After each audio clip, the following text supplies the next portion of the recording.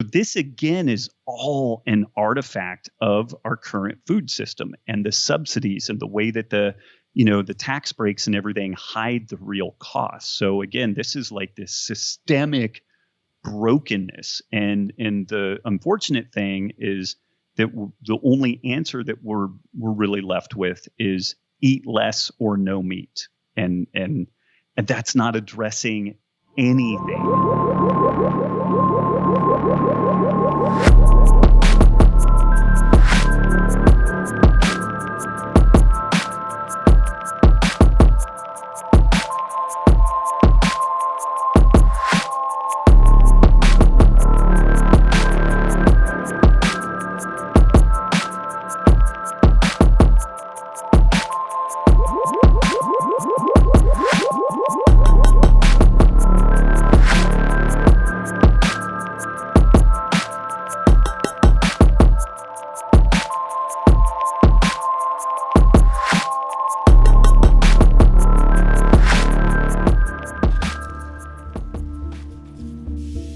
There's a debate out there about whether or not we should be eating meat. Red meat is now worse for us in our minds than fat ever could have been, because there are so many more reasons to avoid red meat, not only for your health, but also now for the goodness of others, including not killing animals, and for the good of the planet. You can't blame people for being confused. They're trying to make really important moral and ethical decisions about what they should eat and how they should live. It's easy to fall for extreme, simple answers. The majority of meat produced in this country is under such abhorrent conditions. We both are making reactions to the same evil, if you will. They're just different choices of how to do it. But what if we're arguing about the wrong thing? There are tractor trailer loads of crops that are grown with big machinery and petroleum fertilizer and pesticides that are destroying the earthworms and creating monocultures that birds have no habitat, pollinators have no habitat. The agricultural revolution has been transitioned into the processed food revolution. When we highly process these foods and start creating amazing flavor combinations, people find it very difficult to avoid overeating. What if the very animals we're fighting about are a key piece of fixing what's broken? The animals are going to die, and your only choice now is to do it well. That is the only choice left. Are we going to be the death that's killing everything, or are we going to be the death that's part of the cycle of life that actually makes life stronger? Those are really our only options.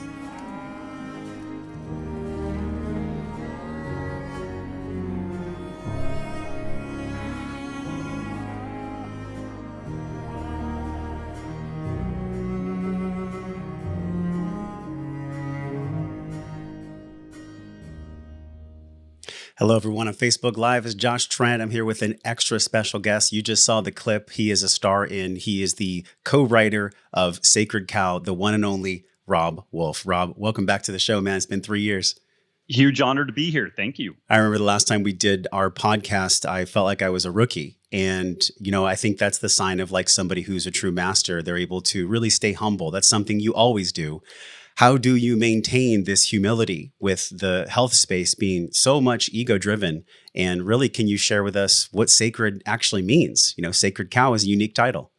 Oh, man. I have an Italian wife, so if I get too big for my britches, I'll just end up in a shallow grave, and that'll be that. So that definitely keeps some feet on the ground. And, that question about sacred. So, within the context of the book, sacred cows are these things that are perceived to be unassailable truths, but oftentimes have some deep flaws, with the epistemology or the thinking or what have you. And we honestly debated between as a title, Sacred Cow or Scapegoat. And we actually, I think a title maybe of a chapter, maybe Scapegoat, or we certainly mention that at least in the book. But it's interesting. There are strong religious and social connotations around like guilt and shame and what's good or bad, dirty or clean.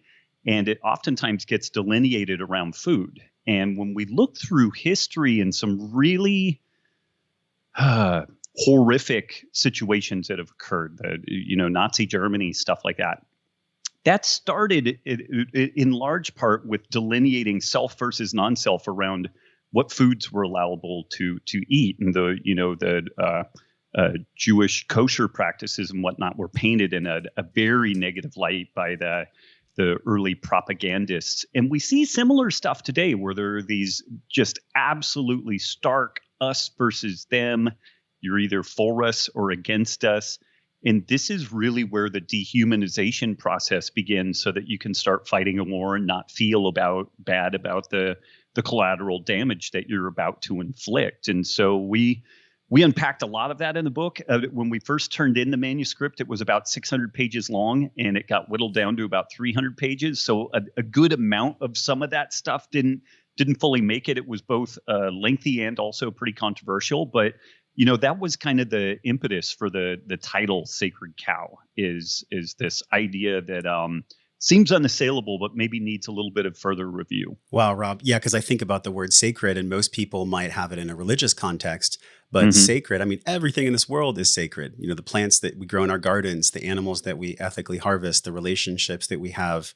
I think back to what I read in Wired to Eat 3 years ago. You talked about these 4 pillars of health for all of us, and community was in there. We're going to talk about this and how Sacred Cow and eating animals in an organic and ethically harvested way can actually bring us closer together as a community. But one thing I love most in the book, man, you said in our polarized world, because that's exactly what you're describing, where it's typically like all or nothing, I'm pro-choice or not, or I'm Democrat, I'm Republican, I'm a vegan, I'm a carnivore. It's like, can we just put down the weapons? This is one of my intentions with this conversation. Like, let's put our weapons down. Let's just come together as brothers and sisters. You said this book is here to provide some much needed nuance. What do you mean by that? Well, it's really easy. And I don't want to paint this in an unfair light. So we're starting off with saying, hey, let's be brothers and sisters and hug and, find some commonality. And then I'm going to start throwing some people under the bus. But it's out of this kind of vegan-centric worldview, there are some really compelling memes and stories, that come out. Meat will give you cancer. Meat will destroy the environment. Cows are the greatest producer of greenhouse gases on the planet. Like, these things are thrown out there and they appear to be unassailable, and they really need some deeper scrutiny. Like, the topics that we're trying to unpack, the things that we're dealing with, the industrial food system, climate change, human health. For the first time in history, we have more people dying from overfeeding disease than malnutrition disease globally. So that actually marks a really interesting, point in human history, but it's something that may have even more catastrophic problems and consequences than the underfeeding side. So we really need the ability to unpack topics like climate change and like greenhouse gases. Folks will lump the greenhouse gas emissions that come out of ruminants, in particular cattle, as the same as everything else. And where this leads us is really fascinating things. It's been discovered recently that shellfish produce enormous amounts of methane and greenhouse gases. Wow, who knew? Termites. Well, nobody knew because nobody was looking. Yeah. But some of you wouldn't believe the recommendations, but people have recommended that we should expunge the ocean of shellfish to prevent climate change. And what we're suggesting here is that we need to expunge life to protect life. It just doesn't make sense. And when you start unpacking this, we do need to be concerned about greenhouse gases, but we need to look at things in their proper context. Biological systems produce what we would call biogenic greenhouse gases. The fact that you and I are still breathing, we're releasing carbon dioxide. So we are greenhouse gas emitters. Ruminants tend to release both carbon dioxide and methane. Methane is more of a potent greenhouse gas than carbon dioxide, but it also gets degraded fairly quickly, and it's part of a carbon cycle. And properly managed animals and grasslands actually can sequester more carbon than what these things release. And interestingly, this is why we're lucky that there are up until we develop the ability to use fossil fuels, We're lucky that there are things like volcanoes that re-release carbon dioxide into the atmosphere. Otherwise, life could actually lock up the bulk of the carbon on the planet, and that itself could cause some problems. So we need a nuanced discussion around this, because if we just use this kind of linear logic, greenhouse gases are bad, they're and they must be reduced at all costs, then you end up in a scenario where we start thinking things like, maybe we need to eradicate all termites, maybe shellfish need to be expunged from the ocean floor. The Green Party in Sweden had almost passed a bill that people would have gone out and eradicated their native moose herds, because the moose produce methane as part of their normal life cycle. And this is kind of the I don't want to use an emotionally charged word like insanity, but the misdirected good intentions. People want to do something good, and that's great. Yeah. But I'll share an example, the unintended consequences story. In India, as India was industrializing in the 1970s, 1980s in particular, it's still a very wild area. And one of the wild critters there that is ubiquitous are cobras. And cobras are very dangerous. They're incredibly poisonous. They're anti-venoms, but I mean, they're really a significant problem for human health. And so the government incentivized people to kill and harvest these cobras, either the head or the skin, or the head and skin. I forget the exact details. And so this worked pretty well for a while. And then people realized, hey, cobras breed faster than rabbits, and all we need to feed them are like mice and rats, which we have a lot of those around too. So people started breeding cobras and turning into bred cobras for a reward. And then the government realized that they were kind of getting had, and so they halted the program. So now there were people who had been breeding these cobras who they don't want to maintain these things. So they just released them outside, and the cobra population was literally an order of magnitude greater than what it was before. Mm. And this is, I love these kind of economic stories of unintended consequences. Somebody wanted to do something good. Yes. And they went into it with the best of intentions, but the world is complex. And this is, it's funny in this era where the terms conservatism and progressivism are weaponized topics. But and I'm going to get myself in trouble here, but conservatism, as I've seen it, has been kind of like, hey, we kind of see that the way that things are, and it's not that we don't want anything to change, but maybe you should be careful about how you change stuff, like, because there's unintended consequences, and sometimes those unintended consequences just are worse than the problem that we had initially. So that's kind of so much of the driver of this desire around a nuanced conversation around the ethics, the health, and the environmental considerations of a meat inclusive food system. It is incredibly nuanced, because there is no such thing in nature as 0 or 100. There's always shades of gray. And I think one thing I've always loved about you, Robb, is you never attack people, yet people attack you all the time, specifically like the vegan community. So yes, you're right. This isn't like, let's sit around the fire, sing Kumbaya, and all the vegans and meat eaters are welcome and everything's gonna be perfect. We know there's gonna be sparks that fly. But one thing I love that you said about the unintended consequences is we're seeing the exact same thing now with forced mask wearing and having people locked down at their homes. And my question to you is this, as we go into this nuanced conversation about ethical meat consumption, look at the lens that we have when it comes to health freedom right now and the freedom of choice around taking care of yourself or, quote, doing everything that your government tells you. How can you contrast what's happening right now with COVID and mask wearing with the same kind of mentality around eating meat? How do those two things interplay? Oh, man, it's interesting. And some people far smarter than myself have talked about these things. And there's man, this gets in a little deep. And I don't want to beat up on millennials. Millennials are awesome. I'm only like 7 years off of being a baby boomer. So I'm 1980. I'm like 1 year millennial, 1 year not. Nice. Yeah. So you're right. You're on the cusp. Yeah. But there's some observation that, let's say kids or young people, these days, they have profound rates of anxiety and depression and kind of listlessness and real difficulty navigating the world. I would venture a statement of these people are not very resilient. Like if they're presented with a bit of a challenging situation, it crushes them. They don't know how to deal with it. And there's some thought that the helicopter parenting is a big feature of this story, that, that people with good intentions, again, wanting to help people, particularly their kids, so coddled them that these kids are incapable of doing anything on their own.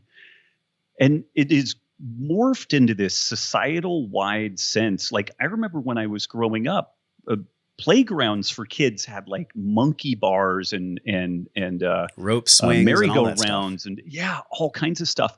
And now you look at it and you're like, I don't even know how you would play on this stuff that's available there.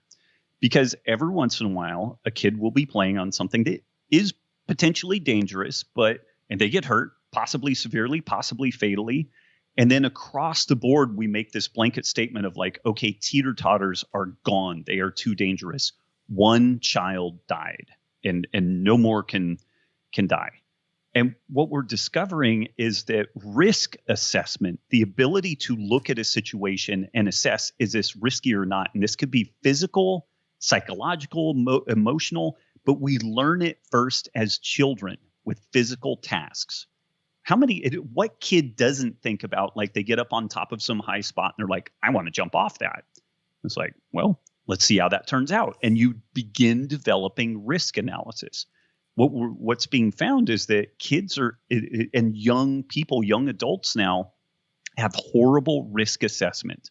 So like if they're sitting down and thinking about a college path, or should I take on a bunch of debt to go to school, or should I have universal mask wearing, as this uniform policy to try to protect everybody at all costs, there's no sense of the consequences.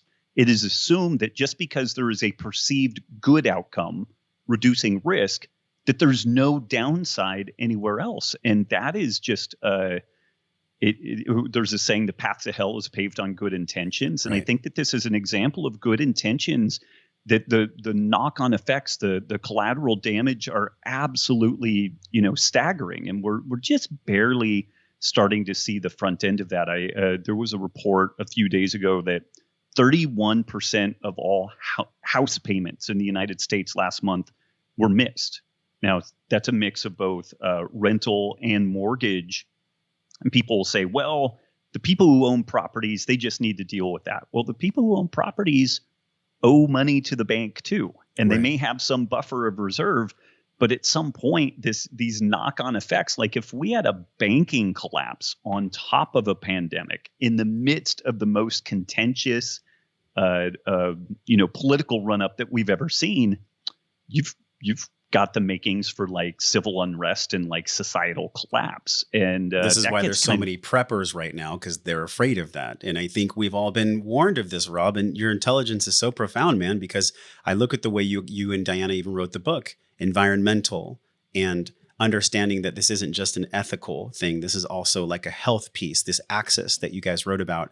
And the exact same way of the enforcement of mask wearing is also the same way where people are being taught at a very young age that they should be eating lab-grown meat and not be eating animals, because eating animals is sad. Yet I ask you this question: when we look at the closed organic cycle and we understand that the sun feeds our plants and those animals, they actually eat the plants, and we eat the sunshine and the vitamin D and all these nutrients through the animals, whether it's a sacred cow or not. Aren't we missing something if we decide that we're so cocky and we have so much of an ego that we want to meddle with the closed organic system as a race?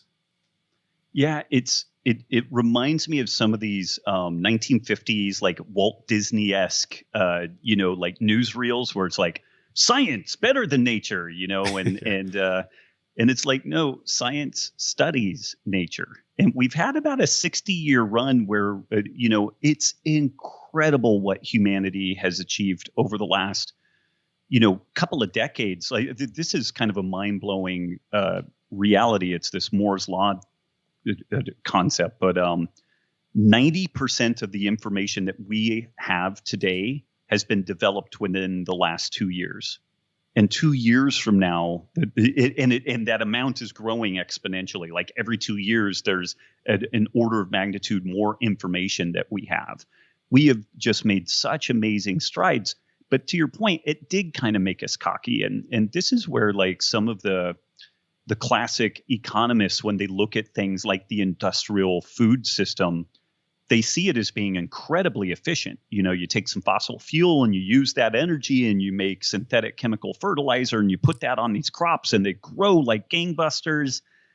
Oh man, but it poisons our waterways and it destroys the bee and insect populations. Oh, and that topsoil that is critical for them to grow in, that is releasing carbon dioxide like crazy as it oxidizes and breaks down. We can't fix that in an industrial row crop food system.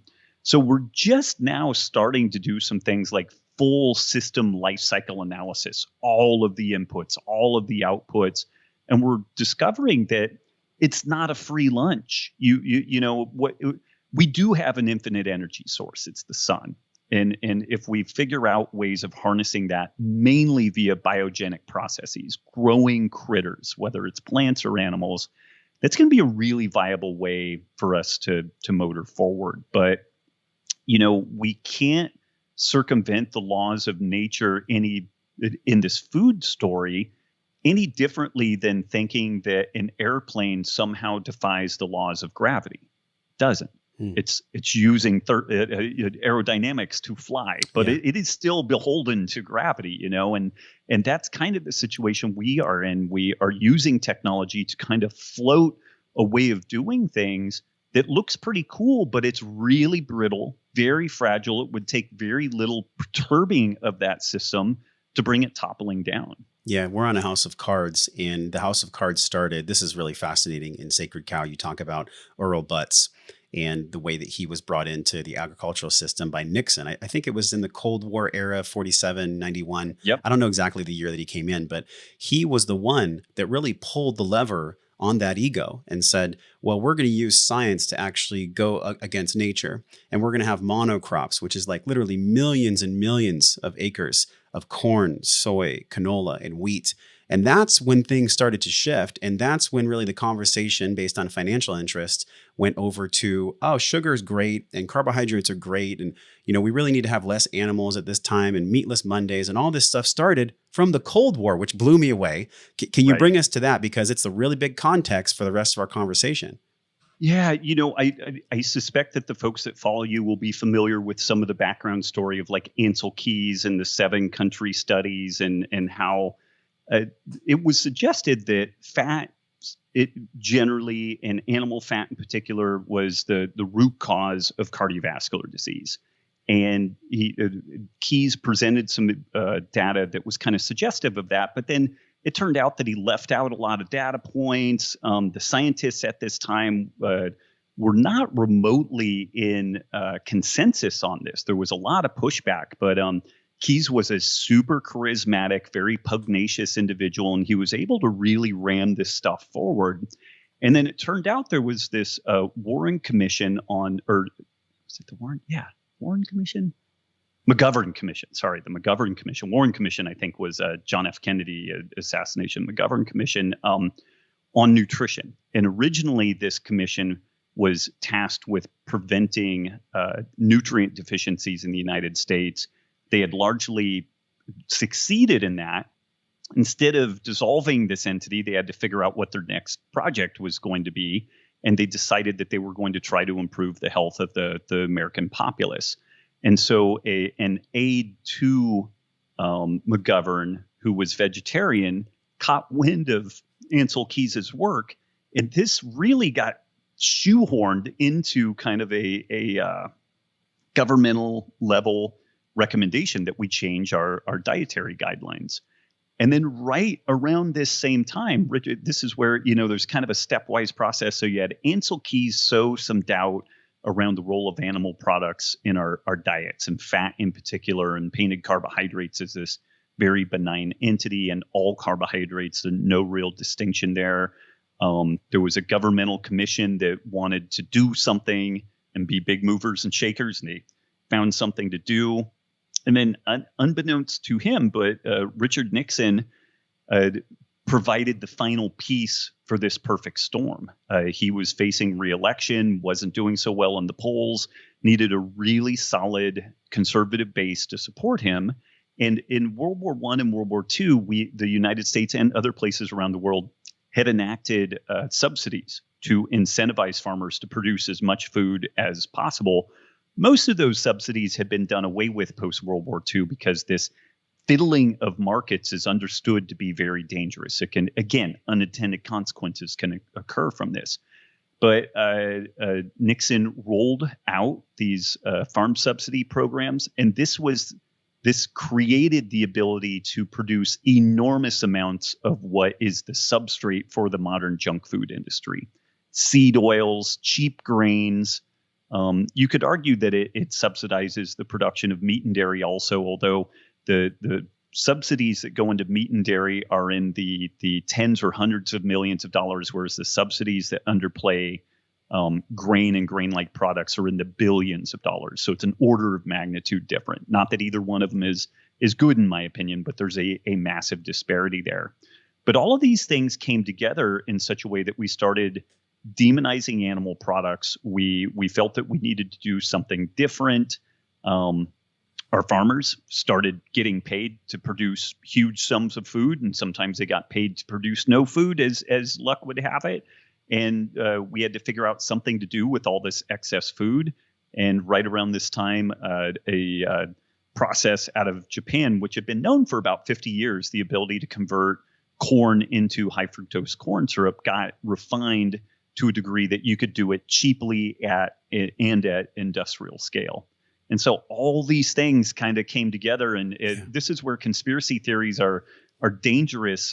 There's no central cabal, twiddling their fingers, fiddling mustaches, thinking about how to control the world food system and destroy human health and whatnot. But some really bad luck, kind of came our way, and some poorly thought out decisions with good intentions, I believe, but that had some terrible knock-on consequences. Do you always believe that it's good intentions? Because I don't think that there's like one group of people, but there's definitely something about human nature. And we talked about this 3 years ago, where we are emotional beings. We also contrast emotion with logic and, looking at what the world needs. I think about the decisions that were made back then with Earl Butz and with Nixon and along the way, and then, demonizing fat and demonizing butter. Do you really believe that to be true, Rob, that those people meant the absolute best for humanity? Or do you think that human greed, which is a dark energy, got in the way of that? Yeah, I think it's a bit of both. I think reasonably it's a bit of both. I think you have a lot of foot soldiers that really believe that they were advocating for more of a vegan or vegetarian friendly dietary practice. Like there were thoughts around the ecological effects and health effects, and then just kind of some moral considerations of consuming animals. So I think it's an interesting mix, but it is fascinating that what this shift allowed for was the consolidation of our food system to be held by a very few people, and for pieces of it, for the intellectual property rights of our food to be owned by supranational corporations. And this is part of what has really enamored like Silicon Valley and the venture capital scene with things like Beyond Burger and Impossible Foods and whatnot, because it walks and quacks like a technology startup. Yeah. So they're like, oh, wow, this is great. We can own all the IP on it and whatnot. But that's in really stark contrast to a system that is based around millions of small family farms, what used to be rural America and, rural planet Earth. Really, when you get right down to it, no single entity can own all of that. No single entity can manipulate all of that. And so we used to have a very decentralized, arguably very robust and resilient system. And now we have something that is quite consolidated and very brittle. There was a 2015 report that made the case that our food system, because there are these major consolidation points where meat and plant materials all go to be processed, it's a huge point of national security risk exposure because a very modest terrorist attack could take a huge amount of our food system offline. And we saw an element of that just with the COVID pandemic, where these very few, there's about 150 major processing plants in the United States for animal products. The workers got sick, the plants got shut down, and we ended up in a meat shortage in some ways. But ironically, even in that story, there are 4 entities that own about 90% of the meat production in the United States. 2 of those are foreign owned, 1 Brazilian, 1 Chinese. Smithfield is the Chinese owned entity. Those folks managed to keep their processing plants open.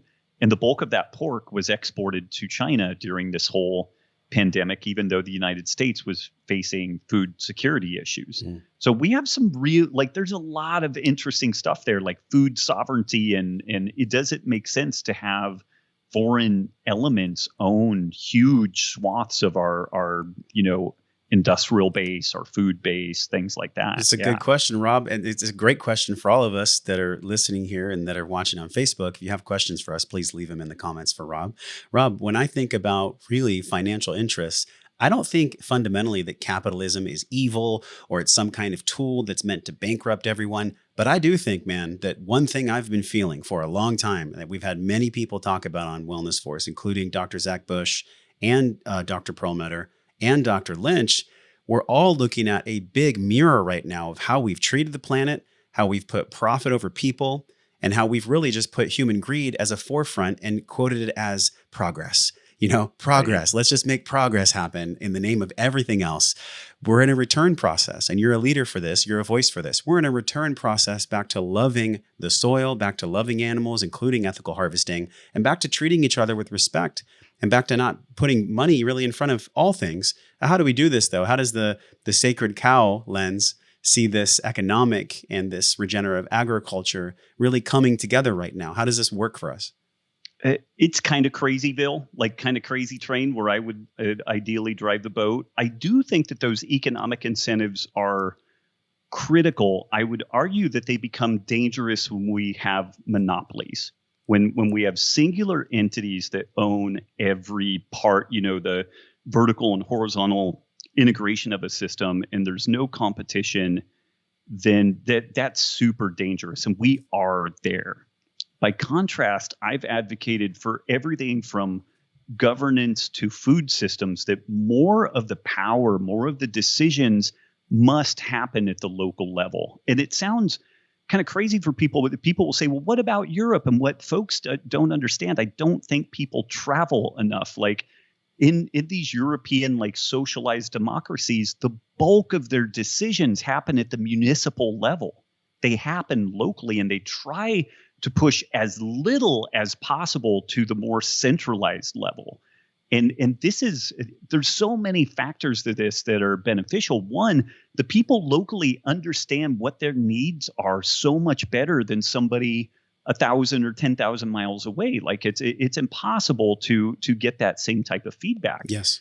And then I think that there's also another kind of more like raw reality that if somebody screws you over who is your neighbor, you know where they live and you can go break their knees. It's like there's some real accountability. And if the people you are representing are your neighbors, they're the people that your kids go to school with, you're going to act in a very different way than a hidden commission of senators and Congress people, making decisions that they're just like, well, this is going to affect people how it affects behind them. Behind a desk really looking at spreadsheets.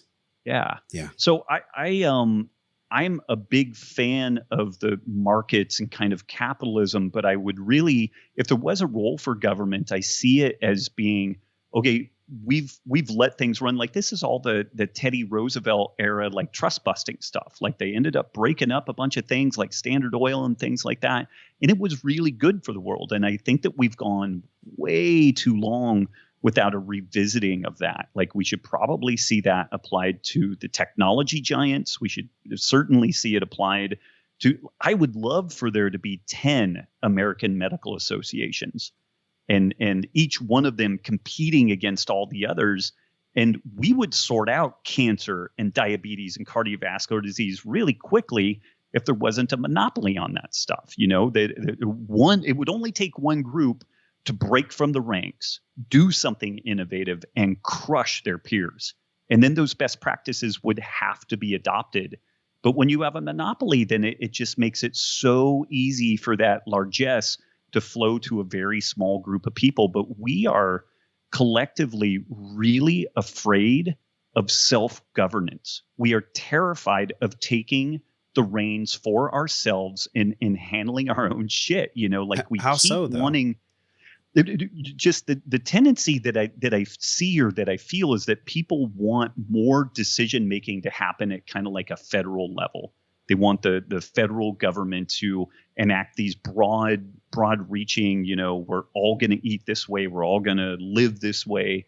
And instead of, maybe at the state and local level, more of these decisions are made, and maybe that makes some places less desirable for people to live and other places more desirable for people to live. And that seems like a really good thing to me. Then people with different value systems, different ways of looking at things can find common ground instead of what we're doing right now. And social media is like a major driver of this. And it's ironic. This is the way that we're going to connect, but it may also be our undoing. But we are in a situation where we have a culture war occurring, where it's going to be my ideas versus somebody else's ideas, and it's going to be winner take all. Like it is taken on the feel of team sport. Yeah. And in team sports, what's the saying? If you're not cheating, you're not trying, and like bad stuff comes out of that. So yeah, I mean, I've advocated for more decentralization, pulling more power and productivity down to the local level for a very long time, but it's not a super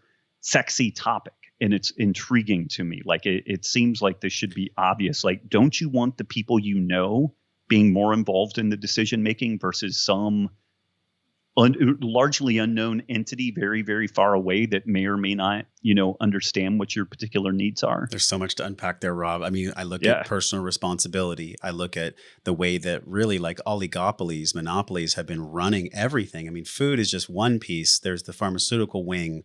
There's everything in our world that's being run by money. So with COVID and with everything that's going on right now, do you have practical advice you could give us about navigating really, man, the info wars out there? And I've never been a huge Alex Jones fan, but sometimes when I've listened to his stuff, I'm like, some of this makes really big sense. Like we're in an informational war, dude. How do we navigate the info war when it comes to meat consumption and really just policies about food and agriculture in general? Yeah. Well, on the Alex Jones topic, even a broken clock is right twice a day. So it's the funny parts that occasionally have some insight. It's interesting, with Sacred Cow, it's near the end of the book, and Diana and I turned in this manuscript 9 months ago, 8 months ago, 9 months ago. Way before COVID. Before COVID. But then when you look at what our action plan is, have some food on hand, have a couple of weeks of water stored, don't carry any debt, have an emergency medical kit. Like it was basically this prepper's guide. And this was in a time when unemployment was lower than it's ever been in history. The economy was going faster and stronger than it's ever been known. And still, though, for me, I've been cruising around since like 2009, 2010, expecting the world to collapse. And so I have all my doomsday bunker stash, and then COVID hit, and I'm like, I'm finally the smartest guy in the room. Yeah. I was just 10 years too early on this, but specifically to the meat story, there are kind of three elements that get thrown out there, which is meat is damaging to our health, it's unethical to eat meat, and meat is injurious to the environment. And there are truths and falsehoods to all of that. And the irony is that the health piece is probably the most dubious. Like it's the easiest one to unpack. And a good example of that is that most of the rest of the world, Europe in particular, they consider it child abuse to feed children or infants a vegan diet because they recognize it as being very dangerous for developmental milestones. Once you are finished growing, once you're pretty much an adult, then they're like, okay, do whatever you want to do. But in the United States, the American Council of Dietetics says that vegan and vegetarian diets are appropriate for all stages of the life cycle. And there's really no data to support that. Like there's no good reason to support that, particularly for children. So I think it's important for people to just recognize that it's almost this game of whack-a-mole. The ethics will be brought up. You start addressing ethics, and then the health will be brought up. You start addressing health, and then the environment is brought up, and then you have to address that. But interestingly, they all kind of dovetail together. And once you understand, assuming that we're right, like assuming that what we're saying in the book is correct, that it's going to be very difficult to properly feed humans without animal inputs. We're going to tend to overeat other things because of lack of protein. Huge tracts of the world don't have a CVS that they can go to get iron supplements and super critically extracted algal DHA so that their brains develop properly. Animal sourced food is the way to do that. Once you understand that nutrition side, and then once you appreciate the potential that properly raised grazing animals could actually reverse climate change, could expand our grasslands, could reverse desertification. Like in the film Sacred Cow, Diana details this story of several ranchers in the Chihuahuan Desert that have reversed 1 million acres of desert and converted them into grassland.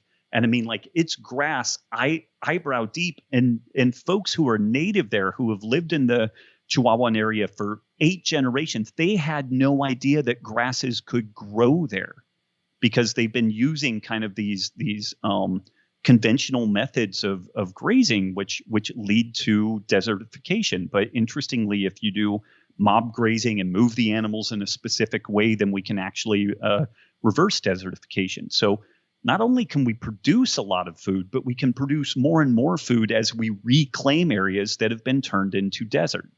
Once you look at the health part and you look at the environmental part, then the ethical consideration starts getting interesting, because it looks like we have a singular tool that could both feed humanity and potentially protect or save us from out of control climate change. And then when we juxtapose this ruminant centric, grass centric model versus the industrial row crop model, and the death that occurs on both sides of that, more animals, more insects, more beings are killed in the industrial row crop model than they are in this regenerative ag model. There's death that occurs on both sides, but in this other situation, the regenerative model, you could argue, could go on indefinitely, tens of thousands of years. There are examples of regeneratively practiced sheep herding in farms in Great Britain that are 1,000 years old. And even for those folks, they're learning, we could have done this and this and this differently and been, even more productive and even better stewards of their land. But the industrial row crop food system, it's got an expiration date on it. Like, it is not going to be here 100 years from now, to say nothing of 1,000 years from now. So if humanity is still here 1,000 years from now, we're not going to be growing meat in a vat. It's not going to be hydroponics for miles. It's going to be something that looks like a mid-18th century farm with drones and satellite imaging helping to inform the way that we actually graze animals on that land. Yeah, it's like making technology the servant. Mother Nature, Earth, Nature is the master. And it's the same way with technology with human beings. We're seeing the same way that technology takes over people's minds. Nir Eyal talks about this, how we're slaves to technology. Mm-hmm. We've become slaves to cheap food. But food ain't cheap. We are the country that spends, I believe, Rob, quote me if I'm wrong, because you've done an incredible amount of research on this. We spend almost the least amount on food. If you look at the per capita based on Europe and other countries, that some of these countries, including Italy, I believe, spend up to 30% of their monthly income on food. There is no such thing as cheap food, yet it's subsidized. We're still in this broken model. And this is actually what's bankrupting us. No matter if you're vegan or not, we are being bankrupted by convenience. We want convenience, and we're willing to trade really our connection with nature for it. How do you see that unfolding and changing in the next 5-10 years? Yeah, you're spot on. It's really interesting. 1940s, 1950s, we spent about 20% of income on food and about 8 to 10% of income on healthcare. Now we spend about 8 to 10% of income on food and 20 to 25% on healthcare. So we just kind of traded those things. Like, there's going to be some costs, but when people say, well, it's too expensive to eat well, if we didn't have an exponentially increasing healthcare costs that we had to deal with because of illness, because of the third-party payer system, which is a whole other thing. I think I mentioned it briefly in the book, but it's been one of these things I've been passionate about a long time.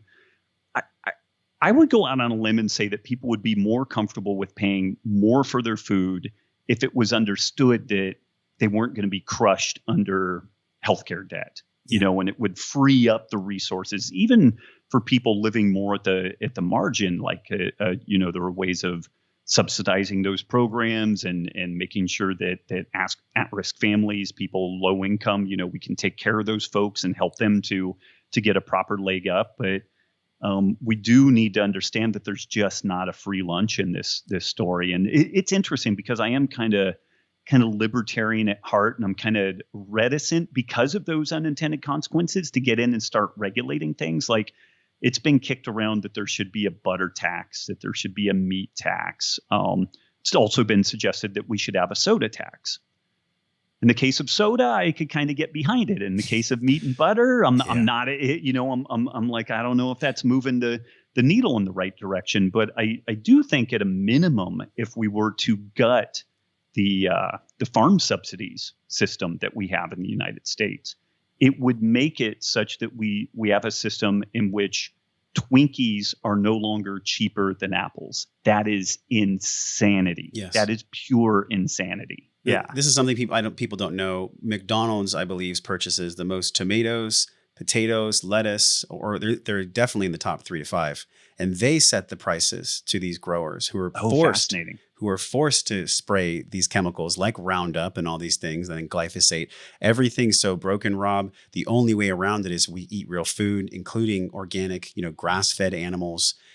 The challenge, and what I'd love for you to share with us, man, is how do we overcome the financial gap between the people that are probably the most burdensome for the healthcare industry, the ones that are skyrocketing the costs, that are eating the Twinkies and the 72-ounce big gulps and all this stuff.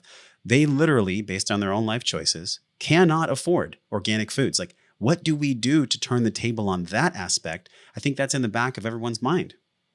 Man, I don't know if we talked about this on the previous shows, but 8 years ago, longer than that now, when I moved to Reno, Nevada, I got hooked up with a medical clinic, and they had just finished a pilot study with the Reno Police and Fire Department where they identified 40 people at high risk for type 2 diabetes and cardiovascular disease.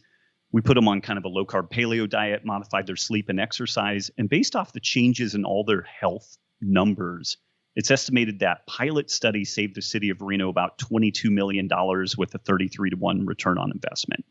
Pretty impressive. And I cocksurely thought that I was going to transform healthcare within like 5 years. Like, this was going to be Moore's Law applied to healthcare.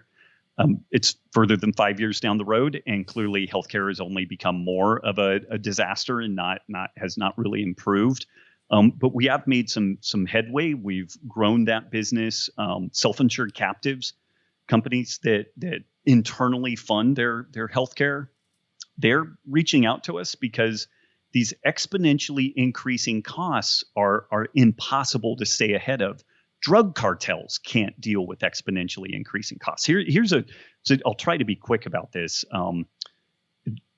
Exponential is really difficult for people to wrap their head around. And this was one of the dangerous elements of COVID, when we were thinking, wow, there could be exponential growth and this thing could have like a 10% fatality rate. Like, this could be really catastrophic. But if you imagine like a big baseball field, like Yankee Stadium or something like that, and you're handcuffed to the top deck in one of these places, and then at noon, 1 drop of water is put on home plate. And then at 12:01, 2 drops of water are put. 12:02, 4 drops of water. And it begins an exponential growth. How long do you have to get out of there before you drown? What's your guess? Half an hour? Weeks, I don't know. Months? Hour? I mean, based on what you're saying, when I'm thinking about the domino explanation I've seen, 30 minutes, 45 minutes? I don't know. You're very spot on. So at 9:50, you're underwater. But what's fascinating about this is at 9:45, there's only a couple of inches in the infield. And this is the crazy thing about exponentials. Like, it takes a long time for them to get going, but man, once they hit that J curve, it's really off to the races. And the pre-World War II, people had catastrophic health insurance, and that was it. They paid out of hand, out of pocket for day-to-day stuff. And we had the best, cheapest healthcare in the world by a mile. And then during World War II, we enacted wage freezes because they didn't want people here making more money than our GIs that were putting their life at risk. And so, as always, people respond to incentives. And what the unintended consequence was that businesses recognized that they could add things to the benefit package that circumvents the salary.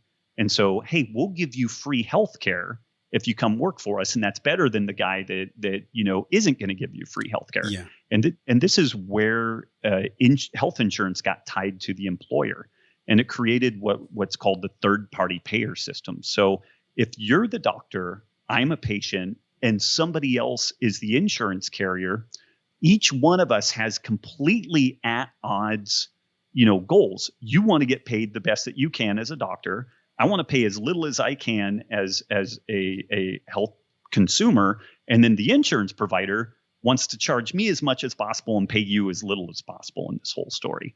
And this has led to what is basically exponentially increasing healthcare costs. And people will say, oh, it's administrative costs and it's this and it's that. It's none of those things. It is the structural formation of the third-party payer system.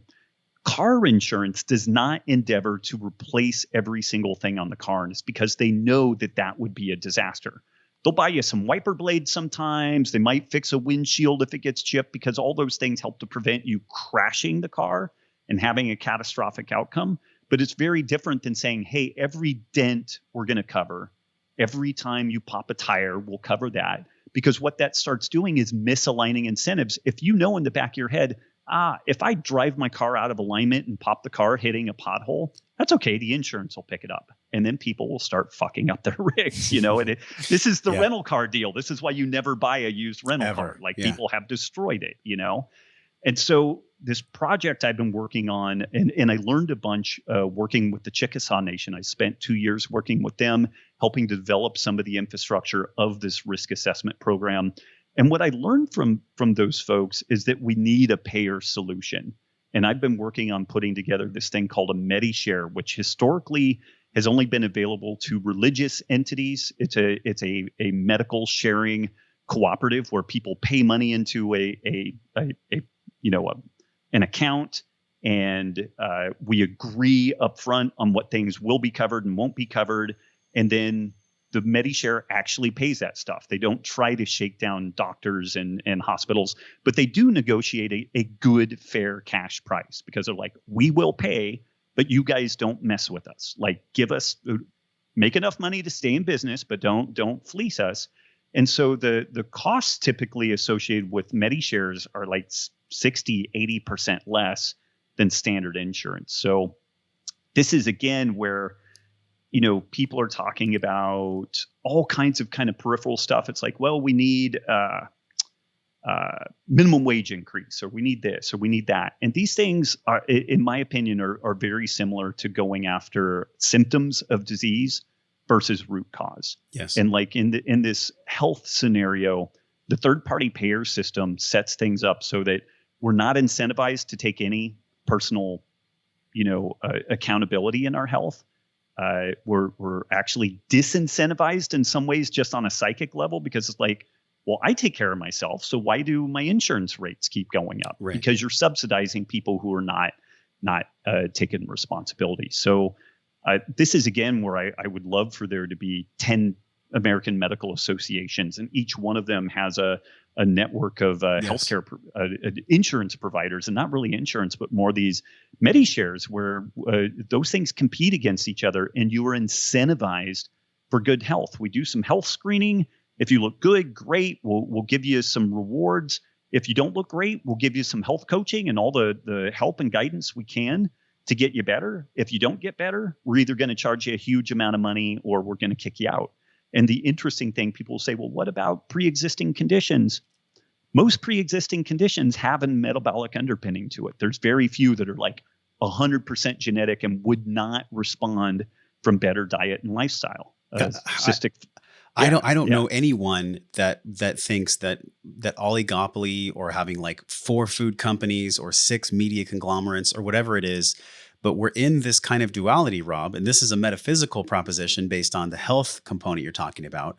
How do we adjust here beyond having these conversations, sharing these conversations? How do we adjust from the oligopoly model where it's so few make all the decisions? Is it literally just, okay, I'm going to go out and I'm going to have a field and I'm going to grow my food and I'm going to get away from everything? Like, not everyone can do that either. Either they don't have the education or the inspiration. What would you say if you had a wand, and you could wave that wand? And how does Sacred Cow play, the book and the movement really play a role in that? Because not everybody can afford organic food. And these changes, it's like turning a battleship. It's going to take a while for these changes to take place. Yeah, and on the organic food front, like even some people will say, if you can't afford grass-finished meat, don't eat meat at all. That's a pretty elitist position to take. Like, imagine a family of 4, they're ethnic minority, they're trying to pull themselves up by their bootstraps, and they know enough that the nutrition of their children is critical to their children's success or failure. So they want to feed these kids as well as they can. Conventionally raised meat is going to be far more beneficial than any plant material that you could feed those kids. Like, at some point, you can't put more grapes or bananas or watermelon or sweet potatoes or whatever down the person without getting nutrient deficiencies relative to just giving them some good quality meat and potentially some dairy and seafood and stuff like that. So that, a doctor would never say, well, eat organic broccoli only or nothing. It's like, well, some conventional broccoli may have some challenges. Rinse it off. We'll deal with that. But I think that one part of this thing is that the people who are educated and kind of elite in this scene are elitist. They make the standards so high that then stuff that's kind of good enough, like even conventionally raised beef, spends 70% of its life on grass. Now, there's couple of interesting observations from that. Conventionally raised meat is pretty much as nutritionally dense as grass-fed meat. The ethical considerations, the environmental considerations are very, very different. But if we just compare them side by side, there's not a huge difference in their nutritional quality. What about the mycotoxins found in the fats from all the pesticides that the animals are eating? How do we weigh that into the decision? Bioaccumulation is a legit concern, but it's separate from nutrition. When we talk about just nutrition, it's the essential amino acids, essential fatty acids, vitamins, minerals. And so if we look at those, that's pretty solid. Start talking about bioaccumulation, we've got a different story there. And the irony within that is that the aflatoxin problem is mainly from feeding the animals grains. The grains end up getting infected with a mold, and the aflatoxin is incredibly injurious to both the animal and to humans. But we kind of separate those out in the book, where we talk about nutrition, and then we talk about, like some of the sustainability and then some of the bioaccumulation stuff separately, just to keep it very crystal clear. We would have loved for there to have been a massive difference in the nutritional profile of grass-fed meat versus conventional meat, because it would have played to our story much better. Like, we have people angry at us for sharing this information, but that topic in I even was triggered too when I read the book. I was like, what are they talking about? Like, because I've always seen CAFOs, and there's CAFOs here in NorCal or Norco, I'm sorry. And I'm like, I'm looking at these animals standing in their feces, and I'm like, I'll do whatever it takes to not eat them. I'll do whatever it takes to not eat them. I guess you could say that I'm in that elitist group, but I don't feel like it's elitist. I feel like it's more just, I have a heart and I care about people, and I care about things done the right way. And you do, and you should, and we should, in my opinion, also leave a little bit of room in there that, again, the folks that don't have the financial means to do this, that we should be. Here's the reality. Where is the only place in the world that grain-finished meat is cheaper than grass-finished meat? Tell us. The United States. Okay. We're it. Okay. You go to Australia, and they will highlight it. It's like grain finished meat, and it's like 30% more expensive. Wow. So this again is all an artifact of our current food system and the subsidies and the way that the tax breaks and everything hide the real costs. So again, this is like this systemic brokenness. And the unfortunate thing is that the only answer that we're really left with is eat less or no meat. And that's not addressing anything. The big food manufacturers make more money off of the grains and grain products than they do off the meat and dairy products by an order of magnitude, because it just lends itself so much better to processed foods. I mean, it's like, and now animals can be used in a whole variety of interesting things. Like there's a lot of different things that come out of them, leather and cosmetics and different things like that. There's kind of a reality, like turning corn or potato chips into like Lay's and Pringles. Like, dude, the margins on that are just incredible. And they're addictive foods. Like people love them. You can't, what does Lay's potato chip say? Bet you can't eat just one. Man, I look at the lens of how people make their food choices. It's typically number one is price, and then number two is everything else. So the argument when it comes to even eating the meats that aren't 100% grass-fed, organic, the argument that you talk about in your book is, the 12 pounds of grain to produce a pound of beef. And I've heard this too. I've even heard that it's thousands of gallons of water to do this. But we're not talking about the way that you rotate the animals properly, like salatin or like animal husbandry. We're not talking about that. People just lump everything in to one channel. Can you expound upon that a little bit? Yeah, and this is where it's really funny money accounting. So a ton of the grain and the supposition here is that we're stealing food that could be fed to humans and we're giving it to animals, and it's inefficient. The bulk of the grain that is fed to cows specifically is leftover products of the ethanol industry. So it's already been turned into alcohol, either to go into a gas tank, which is a huge boondoggle, takes more energy to produce that than what you get out, or as part of like beer and wine and spirits and stuff like that. But nobody is saying, hey, we need to shut down the ethanol industry. But it's something like 80% of the grains that are fed to cattle are leftover residues from processes like that. So that's a huge misrepresentation. And then we look at like the water usage story. They count the water that falls on the earth that waters grass as water used by cattle. And it's going to fall on the earth. Hopefully it grows grass, but it's presented as if we are stealing water from somewhere else. Now, there are examples. So there's green water, which is water that falls on the earth as rain or other precipitation. There's blue water, which are rivers, lakes, streams, and below ground aquifers. And then there's gray water, which is the effluent product of different processing methods. There are some areas where they are pumping groundwater to grow animals, but it is actually significantly less than, say, like the almond industry, which is, you could really make the case the almond industry is taking this finite resource of California water, growing food with it, and then they export 90% of the almonds that they produce. So we're exporting the groundwater within California in particular, and there are places where the companies that raise the almonds own the water rights outright. The local municipalities have no water and have to truck water in while these almonds are being raised. So these are important discussions to have, to look at what the real story is on these different resource allocations. But something that people forget again and again, and it hits both kind of the climate change and also the general sustainability story. These grasslands existed with enormous herds of grazing animals for hundreds of millions of years. Like there were dinosaur iterations of it, there were Pleistocene, woolly mammoth iterations of it, and now we have our current iteration. And these things were stable over eons. They didn't destroy the planet. So there's some accounting there that needs to be taken very, very differently than when we look at the industrial row crop system. There's bees also that are being trucked in as well because of the pesticides. Yeah. Rob, it just seems like you're a voice of positivity and you're bringing solutions.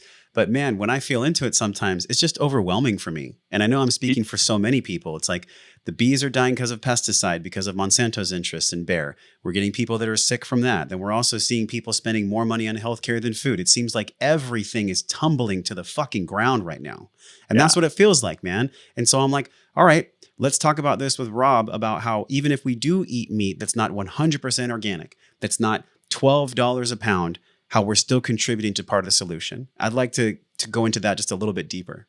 Yeah. So, there to the degree that there are still small time, like family owned operators in this scene, many of them are already savvy to this regenerative practice. And the main reason why, ironically, is economic. When they figure out that if they can grow more grass, they can grow more animals. And they're like, Alan Savory will say to a group of ranchers, would you like it if I could give you 4 times more land? Everybody's like, hell yeah, sign me up. And he's like, I can't do that, but I can teach you how to grow 4 times more animals on the land you have and do it in a way that you could come back again 1,000 years from now and it still works. So there's a non-trivial number of people who raise meat regeneratively, but because of the limitations in processing, like a very few large entities own the processing in the United States, these family-owned entities will sell the animals to the CAFO feedlot finishing part. And just economically, it works out better for those folks. But this is great pastured meat that was grown in a regenerative process, and it ends up in the general CAFO system. Some of the CAFO system is regeneratively raised. Some of it is just kind of more letting the animals do what they do, which oftentimes can damage the environment. Is there labeling there to differentiate that when people purchase? There's not. And this is where some interesting stuff like blockchain could solve this. Blockchain could easily track from the birth of an animal all the way through to its processing and consumption. Yeah. And they're used it pre-1950s, I want to say. There were a couple of 100,000 meat processing centers around the United States. Now there's like 150 big consolidated entities. And so this again circles back to that point about decentralization. So I live in Central Texas and it's growing like crazy. And it's a mixed bag of the populace. Like there's a very conservative scene here. There's a more progressive, new to the scene environment, but there's a lot of people doing regenerative ag around here. And it's interesting. They will joke and they'll say our soil type is bedrock. Like, you go out there and it's just like rock, but you see the areas where they've started moving cattle through and they'll show you pictures. And like in 4 years where there was a section this big, in its hundreds of square meters, now it's this big of barren rock. Like the grass is regrowing. They're creating topsoil by properly managing these animals. And so this is, I guess, my clarion call again, is that if we fire people up to work at the local level, this will happen. Like it will just change things, and by the time it percolates its way up to the federal government, the job will be done. Yeah. And I would encourage people to, until I can get my MediShare put together, on the healthcare side, I would kick the tires on some of these MediShares like Liberty Health Share and whatnot. Usually you have to claim a religious practice.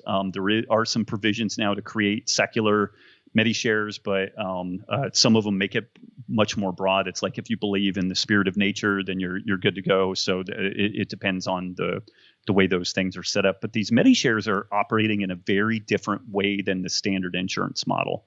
So I would kick the tires on that. I would really look at trying to support your local food producers as much as possible.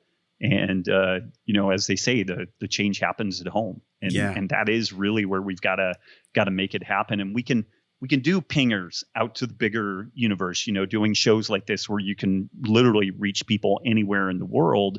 We can gain some support. We can gain some inspiration from people doing good things.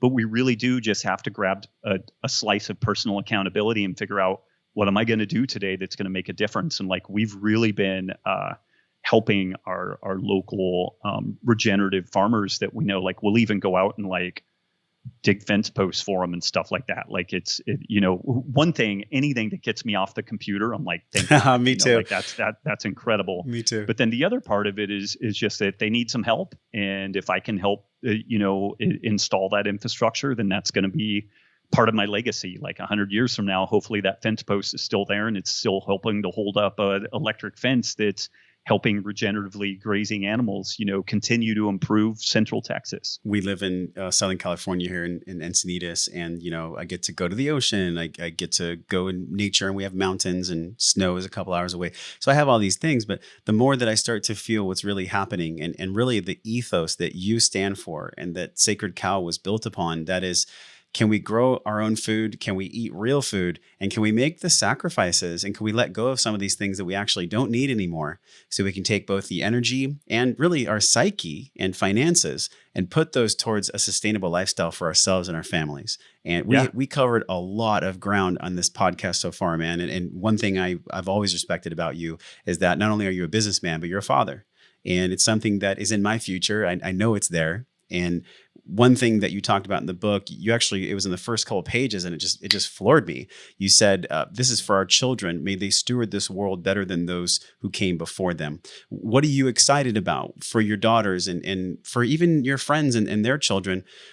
What are you most concerned about as well when we look at this new way of eating? That's not really new. It's actually a return to how we've always done it. But what are you most excited about for your daughters? And what are you also most concerned about when we look at this future of regenerative agriculture and eating sustainable harvested meats?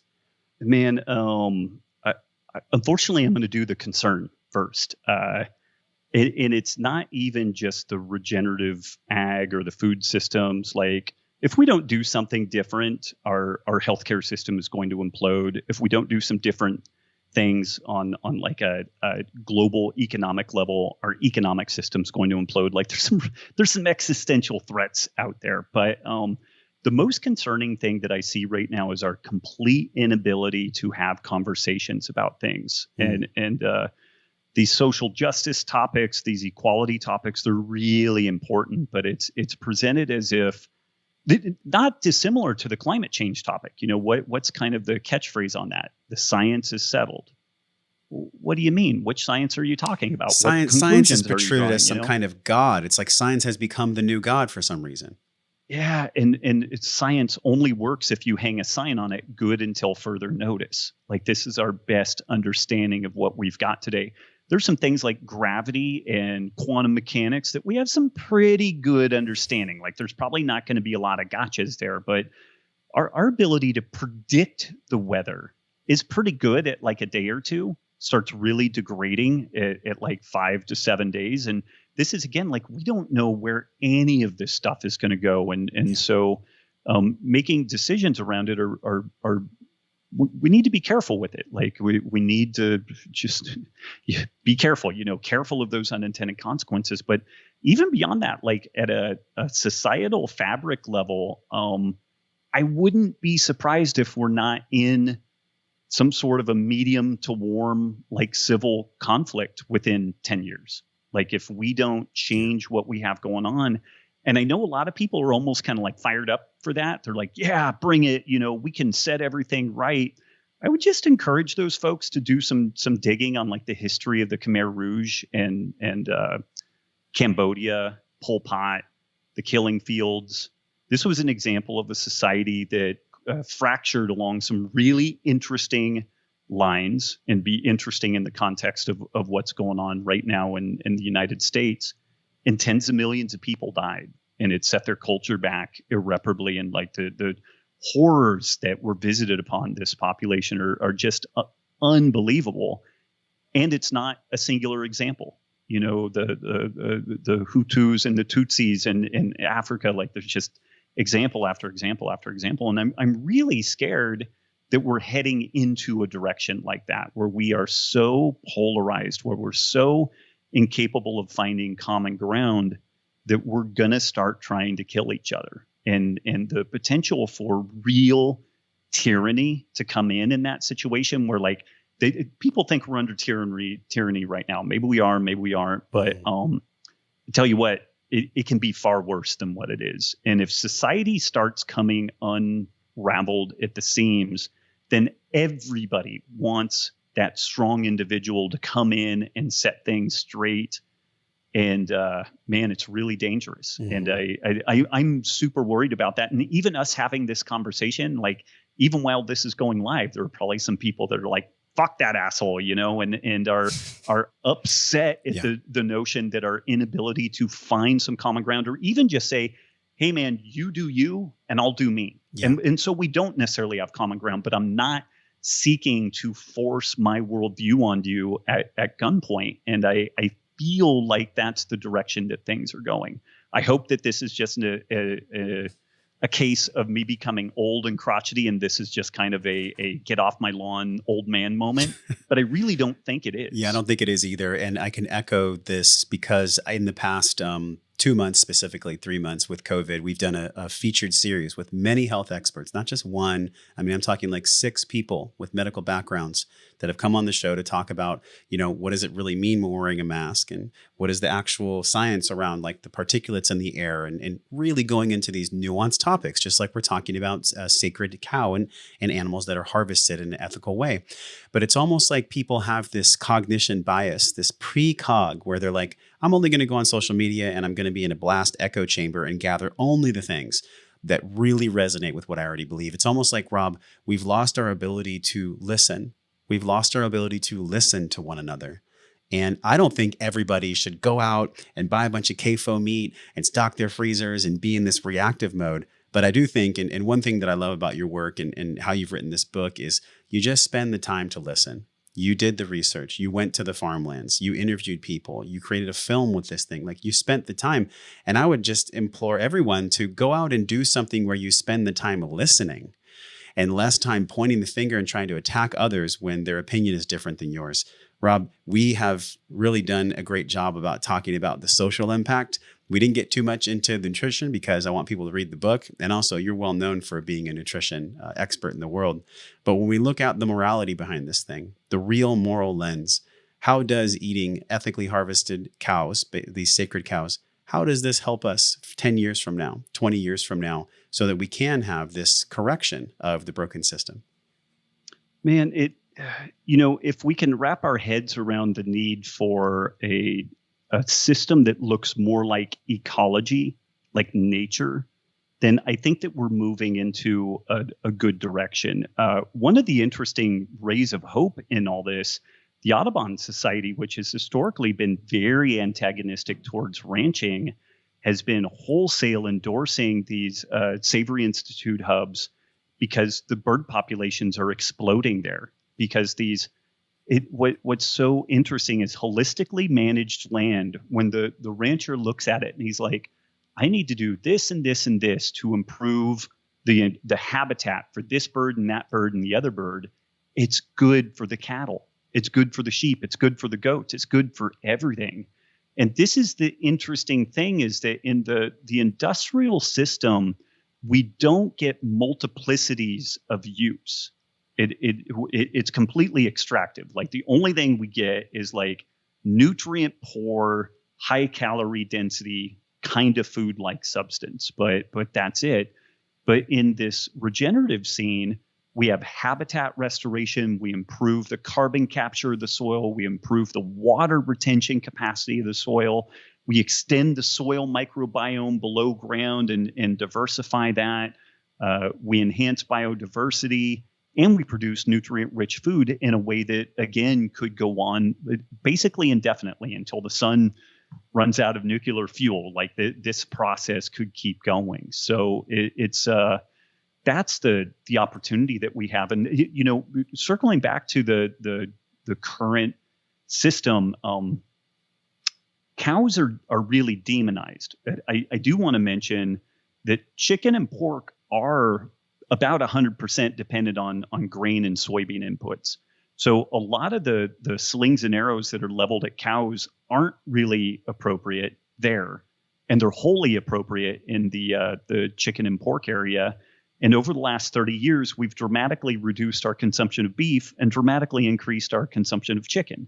And it used to, chicken was a background feature of a farm. It wasn't the primary staple. And so this is another example of kind of goofy thinking, poor thinking, not good systems thinking, changing our relationship.